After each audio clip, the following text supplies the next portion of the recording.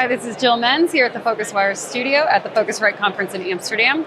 And this panel today is on women's leadership and what the industry can do to work towards gender equality. We had a panel on it, or a session on it Tuesday rather, and this is kind of follow up that conversation that we started there. So let's start by both of you, if you can introduce yourself and then briefly say why women's leadership and equality is important to you. Hi, I'm Greg Land from IBM. I'm our global leader for aviation and hospitality, so I've worked across the travel industry for about 30 years.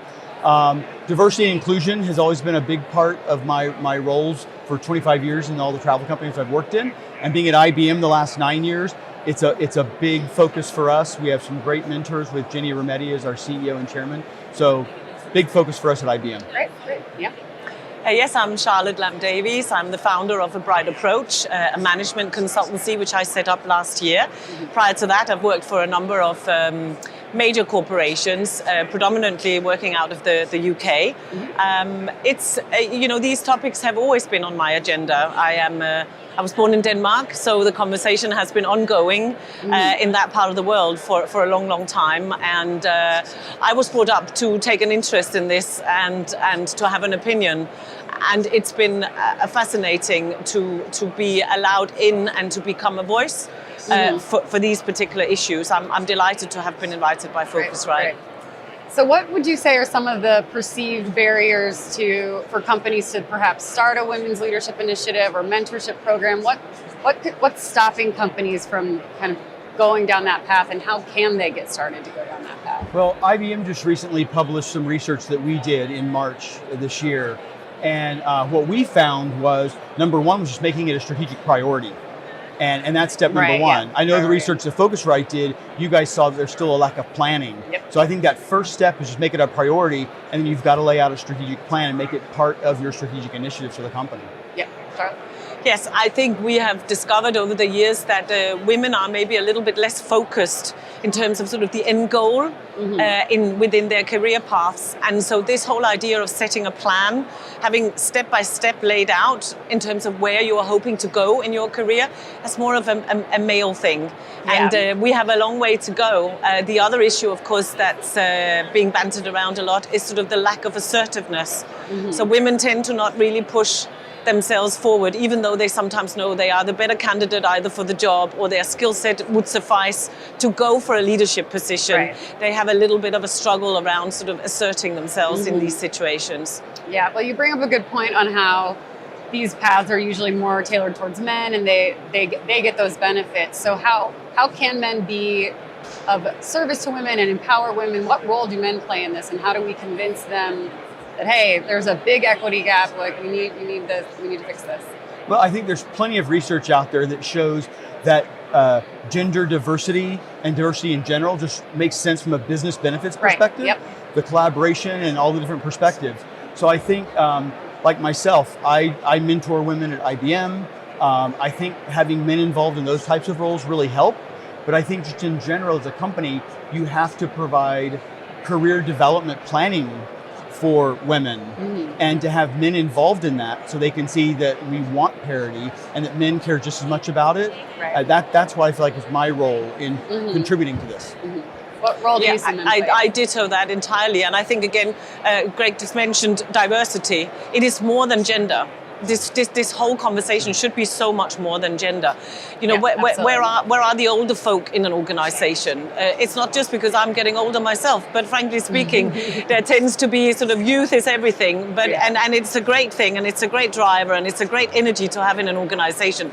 But there are things that comes when simply people have been around the block a few times, and they bring, the older generation in a corporation as well. They bring something entirely different. There's a solidness around that which we mustn't lose sight of as well. So I'm kind of putting that into the conversation as well. Yeah, of course. One of the things we talked about on Tuesday was, and this has been on Phocuswire as well, is the concept of hard and soft skills, and how soft skills are often attributed to women. That does everyone kind of a disservice, and it's been framed that maybe we rephrase it as strategic skills. Right. What's your view on how we label or do not label skill sets, and why? Yeah, I mean, so I think the first step is just making sure that you're measuring both men and women leaders by the same metrics. Yeah. and giving them the same career opportunities. And so we try to look at it from the perspective of measuring everybody the same way. And it's about being results oriented, demonstrating that you're a strategic thinker, and also yourself being a demonstrated mentor to others. And so we see those as being critical, but you've got to make sure you're applying them to both men and women both equally, and in leveraging those metrics to provide equal career opportunities for both genders. I ditto that entirely, and I think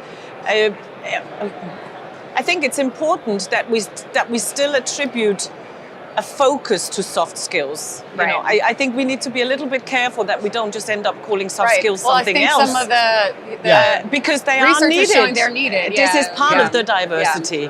And so I think we're finally coming to the conclusion that soft skills are good to have, right? This has taken long enough. So let's not necessarily remove the term, because we are finding that men are being a little bit braver to have soft skills as well. And they obviously always had them. It was just not something that was encouraged. But the stronger men are the ones, in my opinion, that show the softer skills. It's okay to demonstrate emotional awareness in the workplace. Absolutely. So, for everybody. And there's a lot of pressure on men for trying not to.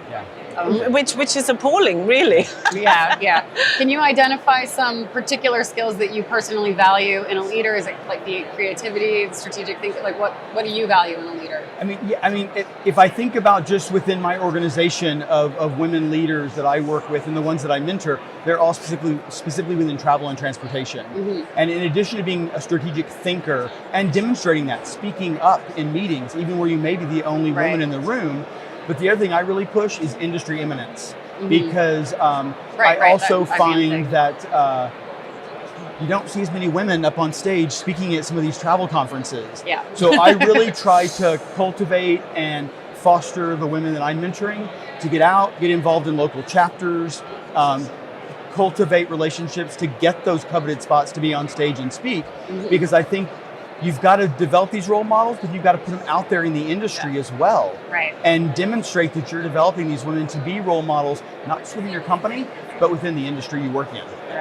So, any particular skills that you admire in leaders, or that you think makes a good leader? Yes, if I look at my own path, I would say that when I have performed best and really been very good value for companies that I've worked with, it's where I've been given a very clear direction and praise. So these are quite basic stuff, really. So some feedback is useful. Indeed, some feedback. But also, I have also been pulled back when I have actually gone down a wrong path. And I have had to learn, from those experiences and the mistakes that I have made. It's not been the be-all and end-all when I have made mistakes in my career, but they have been pointed out to me, so I did not continue to make them. And that's something that you end up having a lot of respect for when your own mentors or managers are strong enough to point out both sides, because you know that you are going to develop and be better in the long term when the things that you don't get quite right initially are pointed out to you as well. And then praise. You cannot praise people enough, I find. That's a good point. So we're in Europe. There are a lot of people from different countries and cultures, nationalities. How do you think attitudes towards women and diversity and leadership positions, how does that vary across cultures? Oh gosh, that's a very loaded question, but can you use some examples to more progressive? Gosh, I think the biggest thing is just culture. As you go from the Middle East to China to Southeast Asia to America to Western Europe, I think so much of it is rooted in culture. I look at myself. Growing up in a family where I had 5 older sisters, just my little microcosm of my family culture developed what I think about women and taking guidance from women and seeing as women as leaders within my own family. So I think you take that to the country level and the region level. I think it starts with just the culture you grew up in. And that's a good point. And then what's driven by religious beliefs and things like that within that culture. And so you look at how long it's taken in the Middle East for women to step out just, within their own personal lives. That definitely translates into the business world as well. And then like with where you grew up, and the differences you see culturally. So I think, first of all, it starts with culture, and it goes from there. Can you share? Yes, I personally had some, I suppose, in and around these particular topics, I had some some great role models around me. My mother worked, and her friends worked. Female friends worked as well.